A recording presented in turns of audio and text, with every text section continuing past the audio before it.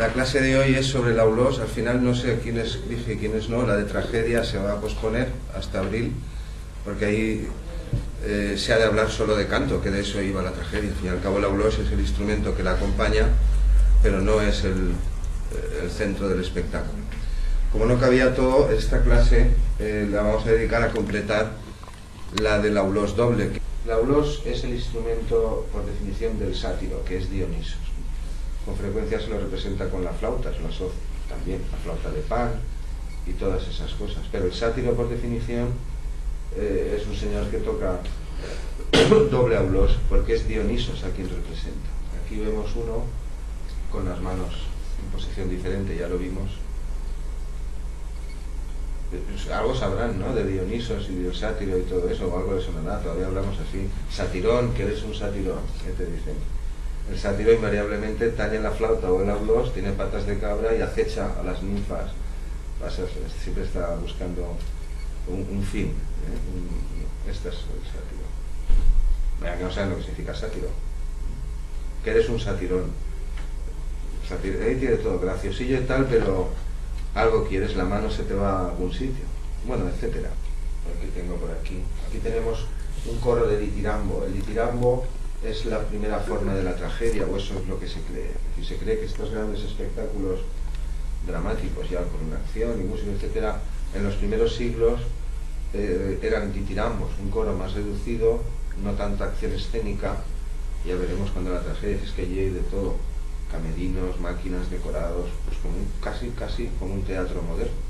Por eso los renacentistas y los barrocos, y también Wagner, miraban a Grecia con todo se andará. Esto es un coro que canta ditirambos y hay una obleta que le acompaña.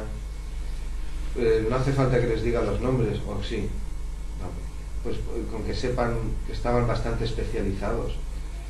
Por ejemplo, en tiempos de la tragedia, ya en el siglo V a.C., ya se especializan estos auletas famosos para tocar a solo y para tocar con coro. El mismo Platón reclama jurados diferentes para esto. Dice, los jurados que juzgan los instrumentos, las ejecuciones instrumentales o líricas, lírico es canto a solo. Es decir, en el canto hay canto lírico y canto coral. Si yo canto a solo con instrumentos, pero solo una voz, eso es canto lírico.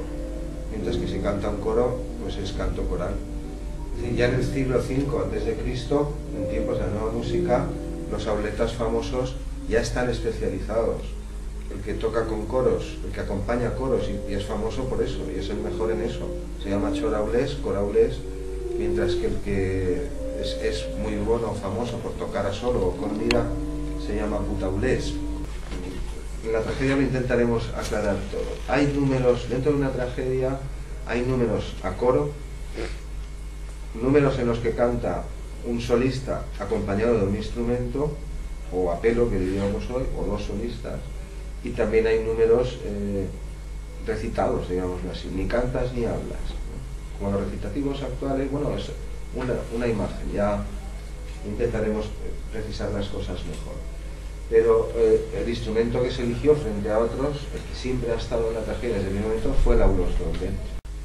Bien, nos queda hablar un poco de las formas dramáticas, es decir, de la tragedia, y otros que es donde mayormente ocurrió esto. La comedia es otro tipo de espectáculo que con frecuencia critica a los trágicos. A veces haces las dos cosas. Compones, si te pagan, compones una cosa y compones otra. Digamos, donde el virtuosismo instrumental, la mezcla de géneros, de modos, de ritmos, la policordia, la polirritmia, la polifonía, la politodo, donde eso ocurrió, fue en los espectáculos trágicos y también en los otros, pero en la comedia en muchas ocasiones se hacen críticas a este tipo de cosas. ¿Por qué se eligió el aulos en la tragedia? Ahora lo veremos al final. Antes les hablaré muy rápidamente de esto de aquí.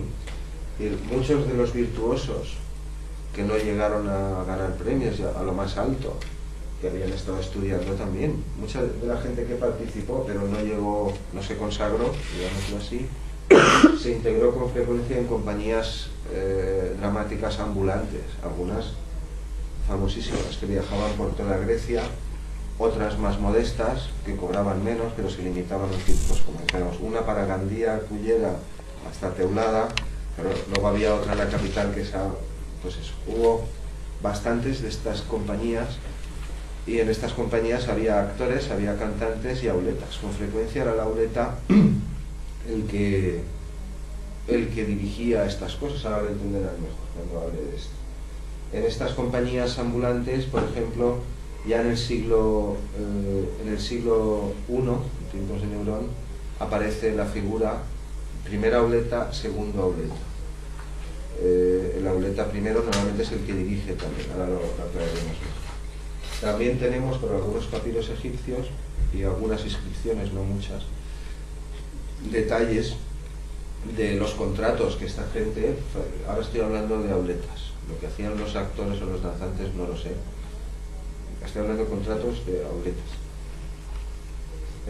Nos consta el detalle de algunos de estos contratos y allí se detallaban muchas cosas, los instrumentos que vas a usar, tu nivel, si tocas muy bien, si tocas mal, los honorarios que eran ahí estipulados, las penalizaciones si rescindes tu contrato, el número de funciones y la duración, el contenido de los programas, las piezas que puedes tocar o que no puedes tocar, incluso el transporte de tus bienes y tus posesiones, si eres una auleta de esto, es decir, que la compañía te paga eso.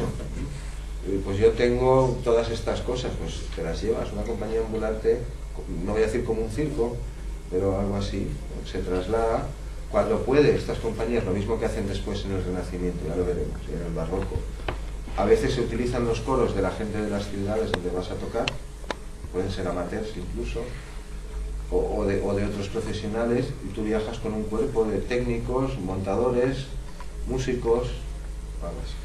Y hubo los dos tipos, compañías famosísimas que viajaban por toda Grecia, en las principales ciudades, con gente muy famosa, claro.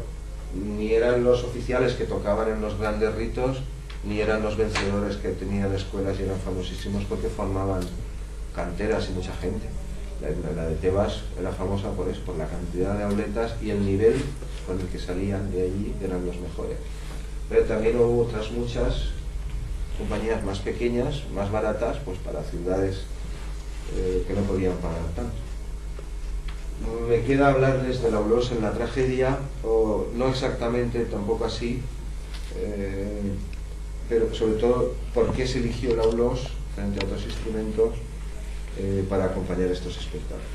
El aulos en los primeros tiempos, en los teatros en la escena, y después también hay un altar central que con el tiempo se convierte en la escena, pero en los primeros tiempos el auleta entra, creo que entra primero, no recuerdo, sí, creo que entra adelante cuando empieza el espectáculo y se sitúa en el altar central y desde ahí taña, mientras que el coro se dispone en círculo. ¿Saben qué es esto? ¿No? Un anfiteatro. Aquí está el público y en esta fila o este pasillo que queda alrededor del círculo central, ahí se dispone el coro, el auleta se dispone aquí. Y una vez comienza el espectáculo, el que dirige la música, el que controla aquello, es el auleta. Hay un coregoi, creo que le llaman, hay un director de coro que los ha estado preparando. Si son músicos es más fácil. A ver, el do, a ver la macarena, a ver no sé qué, y si no te la enseñas con el otro. Pero en muchas ocasiones estos coros, en las grandes competiciones no, claro, pero en muchas ocasiones estos coros son de amateurs, gente griegos que saben cantar, que no están chupándose el dedo, ni son tontos ni torpes ni nada, pero no son músicos profesionales. Pero aún así, es decir, en los ensayos previos y durante la preparación del espectáculo hay un director de coro que es el que les prepara y entrena y monta. Pero cuando la tragedia empieza, es el auleta, el auletista, el que gobierna la música. Se cree que se usaban gestos, parece que sí. ¿Cómo hacía esto? Dar entradas o lo que fuera, o cállate, pues parecido a lo que hará un director actual. Se cree que se hacía con gestos, se llama quironomia, pero no se sabe nada del código. Por ejemplo, en algunas representaciones egipcias de las que hemos visto, yo no he hablado de este tema aquí, también en algunas de los grupos instrumentales egipcios que veíamos había instrumentos, y había, de vez en cuando había algunos que tocaban palmas, y yo dije, mira, esto es verdad, o cantaban. Y en muchos jeroglíficos de estos que hay en las paredes egipcias se ven en ocasiones grupos de cantantes y uno que está delante, que es el quironómico, es como el director. No quiero decir director porque no es eso, el que da y está haciendo gestos con las manos. Eso se llama quironomía, pero no se sabe apenas. Se sabe más de los egipcios, pues indicas quintas, octavas, cosas así, un código manual, que de estos, pero esto se sabe también. Es decir, el papel de una auleta en el éxito de una tragedia cuando está compitiendo en un festival es muy importante. Si tú tienes al mejor auleta, pues aquello puede que no descarrile. Claro, si se equivoca, si hay o se cae el actor, pues como hoy, pues claro, te penalizan.